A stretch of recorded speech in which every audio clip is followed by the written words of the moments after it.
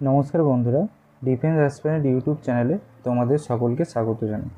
SSC GDA যারা exam দিয়েছো অথবা যারা পরবর্তীকালে এক্সাম দেবে, তাদের অনেকের মনেই প্রশ্ন থাকে যে আসাম রাইফেল ফোর্সটি আদতে কীরকম, অথবা এর পোস্টিং কোথায় কোথায় হয়, প্রমোশন, স্যালারি এবং ছুটি কীরকম থাকে, এই সমস্ত। বিশেষত ওয়েস্ট বেঙ্গলের যারা ক্যান্ডিডেট, তাদের মনে প্রশ্ন থাকে কি ফার্স্ট চয়েসকে আসাম রাইফেল দেওয়া যায়। এই সমস্ত প্রশ্ন নিয়েই আজকে আমরা সকল বিস্তারিত আলোচনা করে নেব এই ভিডিওতে। তাই দেরি না করে শুরু করা যাক আজকের এই ভিডিও। তোমরা অনেকেই জেনে থাকবে যে আসাম রাইফেল ফোর্সটির নিয়োগ হয়ে থাকে এসএসসির মাধ্যমে।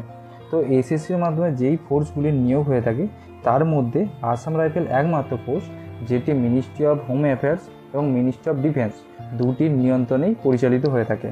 অর্থাৎ বলা যেতে পারে যেসব ফেসিলিটিগুলো বা স্যালারি পেয়ে থাকে ওইগুলি মিনিস্ট্রি অফ হোম অ্যাফেয়ার্স দিয়ে থাকে, এবং তাদের ট্রেনিং অথবা তাদের পোস্টিং, তাদের কী কাজ করতে হবে, এই সমস্ত জিনিসগুলো মিনিস্ট্রি অফ ডিফেন্সের আন্ডারে পরিচালিত হয়ে থাকে। তো আসাম রাইফেলসের টোটাল 44 উইকের ট্রেনিং হয়ে থাকে। যে বেসিক ট্রেনিংটা হয় অর্থাৎ 6 মাসের ট্রেনিং, ওই ট্রেনিংটা করিয়ে থাকে CAPF, central arm police force, এদের আন্ডারে 6 মাসের ট্রেনিংটা হয়, এবং এর পরবর্তীকালে যে অ্যাডভান্স ট্রেনিং ওটি হয়ে থাকে আর্মির আন্ডারে। অর্থাৎ আসাম রাইফেলসের যে কনস্টেবল থেকে জেসিও র্যাঙ্ক পর্যন্ত থাকে এটি প্যারামিলিটারি থেকেই নিয়োগ হয়ে থাকে, কিন্তু জেসিওর পরবর্তীকালে যে অ্যাসিস্ট্যান্ট কমান্ডার দিয়ে যে হায়ার র্যাঙ্ক পর্যন্ত প্রমোট হয় এটি সরাসরি আর্মি থেকে আসে। অর্থাৎ এটার কমান্ডার যারা থাকে তারা আর্মি থেকে থাকে, এবং যারা সোলজার থাকে জেসিও র্যাঙ্ক পর্যন্ত তারা থাকে প্যারামিলিটারি থেকে। আর্মির মতোই এদের সব কিছু থাকে, মানে এদের সমস্ত ড্রেস আর্মির মতো, শুধুমাত্র লোগোটা আর্মির জায়গায় আসাম রাইফেলসের দেওয়া থাকে। আচ্ছা, স্যালারি তো এরা আর্মির আন্ডারে চললেও এদের যে স্যালারি সেটা প্রোভাইড করে সিএপিএফ অর্থাৎ সেন্ট্রাল আর্ম পুলিশ ফোর্স। তো ট্রেনিং চলাকালীন এদের স্যালারি অ্যাপ্রক্স থাকে 30 থেকে 36 হাজারের মতো, এবং তার পরবর্তীকালে যখন পোস্টিং হয়ে যায় তো পোস্টিং বেসিস স্যালারি হলেও অ্যাপ্রক্স 45 থেকে 50 হাজারের কাছাকাছি এদের স্যালারি হয়ে থাকে।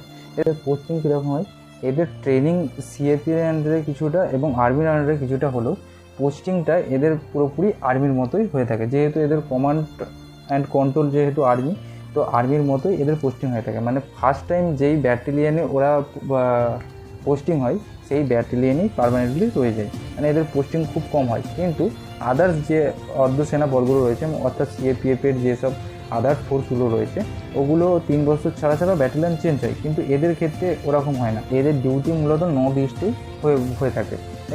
এদের মেনলি ডিউটি হয় যে নর্থ ইস্টের 7টা রাজ্য রয়েছে, ওই 7টি রাজ্যতে যে কোনো ধরনের প্রোটেক্ট করার ডিউটি এদের হয়ে থাকে। তো এদের চীনের বর্ডারে ডিউটি অথবা ইলেকশন ডিউটি, অপারেশনাল বিভিন্ন ডিউটি, এই সমস্ত ডিউটি দেওয়া থাকে। এছাড়াও গার্ড ডিউটি, ধরো 8 ঘন্টা থেকে 10 ঘন্টা গার্ড ডিউটি হয়, বা পেট্রোলিং ডিউটিও পড়ে থাকে। এটা নির্ভর করে তুমি কোন ব্যাটালিয়ানে রয়েছো তার উপর মিললি, ঠিক আছে। এদের ছুটি কীরকম থাকে, তো ছুটি সিএপিএফের মতোই ছুটি থাকে। এদের 15 দিনের সিএল অর্থাৎ ক্যাজুয়াল লিভ এবং 60 দিনের ইএল হয়ে থাকে। অর্থাৎ প্রতি মাসে 5 দিনের কাছাকাছি ছুটি পাই, এবং সেটা গোটা বছরে 60 দিনে পৌঁছায়। তাও যে এই ছুটিটা জমিয়ে রাখা তাও করা যেতে পারে, যে এবছরের কিছুটা ছুটি পরের বছরে ইউজ করা, এরকম ছুটি হয়ে থাকে। ফ্যামিলি লাইফ, এদের ফ্যামিলি লাইফ কীরকম থাকে না, ফ্যামিলি কোয়ার্টার বেশিরভাগ জায়গাতেই রয়েছে আসাম রাইফেলসের। ধরো না 80 থেকে 85% জায়গায় ফ্যামিলি কোয়ার্টার বর্তমানে রয়েছে, কিন্তু ওইটা নির্ভর করে ফ্যামিলি কোয়ার্টার তোমার পোস্টিংয়ের উপর, তুমি কোন জায়গায় পোস্টিং রয়েছো তার উপর পুরোপুরিভাবে নির্ভর করে। যদি তুমি ভালো জায়গায় কোনো ভালো শহরে পোস্টিং পাও তো সেখানে ফ্যামিলি কোয়ার্টার থাকলে তুমি ফ্যামিলি নিয়ে যেতে পারবে, আর যদি তোমার জঙ্গলের মধ্যে পোস্টিং হয় তাহলে সেক্ষেত্রে তোমার ফ্যামিলি তুমি নিয়ে যেতে পারবে না। আসাম রাইফেলসের প্রমোশন কীভাবে হয়, তুমি এলডিসি এক্সাম এর মাধ্যমে প্রমোশন নিতে পারো, অথবা এদের ডিপার্টমেন্টাল এক্সাম হয়। তুমি যদি 4 বছরের সার্ভিস লাইফ পূরণ করো এবং 1 বছরের ট্রেনিং কমপ্লিট করো, তো তার পরবর্তীকালে তুমি ডিপার্টমেন্টাল এক্সামের মাধ্যমে প্রমোশন নিতে পারো। এমনি আদার্স যে প্যারামিলিটারি ফোর্সগুলি রয়েছে অর্থাৎ সিএপিএফের যে ফোর্সগুলি রয়েছে তারা প্রমোশনের ক্ষেত্রে কনস্টেবল থেকে ডাইরেক্ট হাবিলদার পদে নিয়োগ হয়ে থাকে। কিন্তু এখানে তো আর্মির রুলস অ্যান্ড রেগুলেশন চলে, তো সেক্ষেত্রে তুমি প্রথমে কনস্টেবলদের লান্স নায়ক, তারপর নায়ক, তারপর হাবিলদার, সুবেদার মেজর, এইভাবেই প্রমোশন হয়ে থাকে। তো এদের আলাদা করে আর কোনো প্রমোশন হয় না, আর্মির মতোই প্রমোশন হয়ে থাকে।